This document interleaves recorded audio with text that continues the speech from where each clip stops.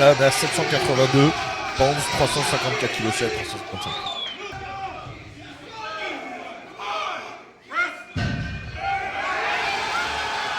Daniel Zamani. Donc là, 365, donc 10 kilos de plus, soi-disant. Voilà. Voilà, donc c'est vrai qu'on a tendance à se dire, attends, est-ce que c'est possible vraiment, ce mec-là dont on n'a jamais entendu parler, etc. Parce que bon, il faut pas se leurrer. Hein. Quel est le débat en fait? C'est de savoir, est-ce que c'est des faux poids ou pas, tu vois? Parce que c'est tout se joue là. Hein. On a eu, je me rappelle, on a eu le Brad Castleberry. Je sais pas si vous connaissez, vous avez déjà entendu parler de Brad Castleberry, mais c'était un mec qui faisait beaucoup le buzz sur Internet parce qu'il utilisait des faux poids. Tu le voyais, c'était un body, tu le voyais faire des trucs. Le mec, il avait une force. Tu sais, il était record du monde de tous les mouvements en powerlifting. C'était que du fake.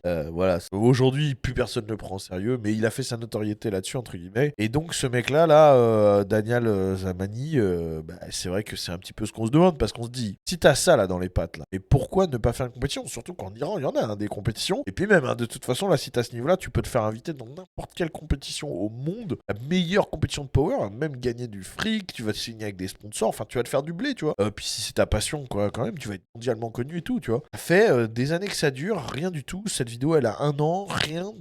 Et quand on va vérifier, parce que du coup, j'ai été un petit peu vérifié, monsieur. Donc là, vous avez vous savez, je vous ai parlé d'Open Powerlifting. Donc là, on est sur le Open Powerlifting de Daniel Zamani, ok. On voit que sa meilleure barre en bench row, validée en bench row, c'est 215 déjà. Donc déjà, on est loin des 360 de la vidéo d'avant. Et même en équipé, c'est 345. Donc je vous ai déjà expliqué qu'il y a, pour ceux qui connaissent pas, dans le bench, vous avez, dans le powerlifting de manière générale, vous avez le raw et l'équipé. Moi, je vous parle toujours de raw, c'est-à-dire, comme vous avez vu dans les vidéos, comme moi je faisais, comme vous faites à la salle, c'est-à-dire juste des poignées et on y va. Mais il y a l'équipé, ce qu'on appelle l'équipé. Et l'équipé, c'est avec des équipements particuliers que vous mettez sur vous. Donc pour le bench notamment, c'est des maillots de force qui sont dans une certaine matière, qui sont faits pour maintenir votre corps sous pression. Voilà, c'est une technique très particulière, mais en fait ça permet de faire des barres beaucoup plus grosses, à condition bien sûr de faire la technique qu'il faut, parce que c'est vraiment deux choses différentes. Il faut pas comparer le bench row et le bench équipé en se disant ah ouais mais moi je fais ça en row donc en équipé c'est plus facile. Non, c'est deux choses différentes. C'est comme le saut en hauteur et le saut à la perche. Le saut en hauteur, vous avez le saut en hauteur d'un côté, vous avez le saut à la perche de l'autre, ok? C'est pas parce que vous êtes fort en saut en hauteur, c'est pas parce que vous dites ouais mais moi en saut en hauteur je saute 2 mètres, donc à la perche je vais faire 10 mètres. Non, parce que savoir utiliser la perche est toute une gymnastique complexe et si vous n'avez pas appris, vous n'avez pas appris quoi. Donc c'est vraiment très différent. Mais ce que je veux dire, c'est que ce qu'on voit, c'est que il est censé avoir fait donc la barre les 300. La première fois qu'il nous a fait une barre à 360 kg, c'était en 2021 justement. Donc en 2021, et il est censé en 2019 avoir raté 360 en équipé. Donc en équipé, c'est pas passé. Donc raté, ok. Ça voudrait dire que en 2019, il n'arrivait pas à passer 360 en équipé et qu'en 2 ans plus tard, il était capable de les faire les 360 mais en raw. 360 en équipé, c'est une barre qui a déjà été faite largement. Hein. Alors je rappelle que le record du monde équipé à l'heure actuelle, il est à plus de 600 kilos. Hein. On passerait d'un mec bon, développé couché équipé, à le plus grand bencher de tous les temps en raw en 2 ans. Moi, c'est vrai que ça me paraît douteux et tout le monde paraît douteux. Donc voilà. Moi, j'ai été voir sur Instagram, j'ai vu que Maddox le suivait et tout. Donc tu sais, c'est voilà, je pense que il en entend parler régulièrement. Tout le monde en entend parler régulièrement. On va voir. Peut-être qu'il va surprendre tout le monde. Mais j'aimerais comprendre. On aimerait comprendre. Il a jamais donné d'interview, rien. On a rien. On aimerait comprendre. Si t'as ça dans les pattes, vas-y quoi. Je veux dire, qu'est-ce qui t'en empêche? Même en Russie, voilà. Il concourt en Russie, en GPA et tout. Il a pas fait beaucoup de compètes parce que là, c'est les mêmes compètes où il a concouru dans plusieurs catégories.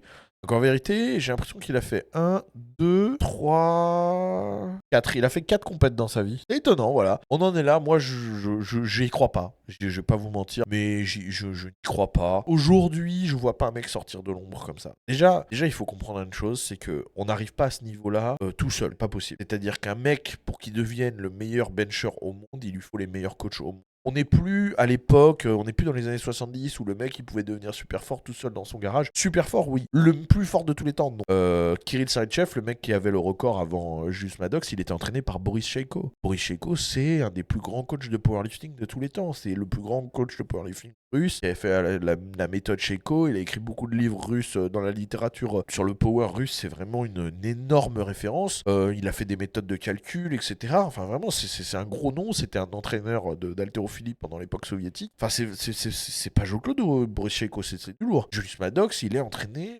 par Josh Bryan, meilleur coach, plus grand spécialiste en bench de tous les temps. Donc ils sont entourés ces gens-là.